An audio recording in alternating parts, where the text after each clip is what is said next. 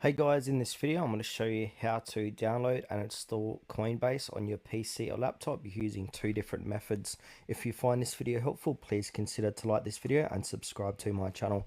In saying that, let's just jump straight into the video. Alright, the first method is we need to use Microsoft Edge for this. So if you don't have Microsoft Edge, go ahead and download and install it. Once you've done that, open up Microsoft Edge, and now we need to head on over to Coinbase.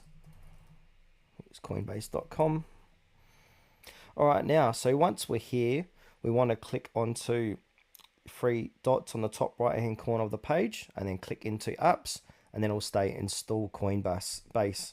Click onto that, click on the blue install button again, and then it will say app installed, and then it will say allow this app to pin to taskbar, pin to start, create desktop shortcut. I only want it to create a desktop shortcut, so I'm just going to choose that and uncheck these other ones. You can also click on auto start on device login, but I don't want that, so click allow. And now if I get out of all this stuff here, here's Coinbase on my desktop. Simply double click to open it, and now you're in Coinbase. All right, the next method involves having BlueStacks installed on your PC or laptop. As you can see, I've got BlueStacks here.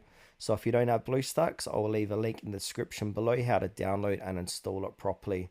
Once you've done that, go ahead and open up BlueStacks. Then from here, where it says search for games and apps, type in Coinbase, then hit enter. And here's Coinbase here, click onto it, and then it'll say install from Google Play. Make sure to sign into your Google Play Store as well. I'm already signed in. Alright, now from here, click on the blue install button. That's going to download and install Coinbase onto your machine.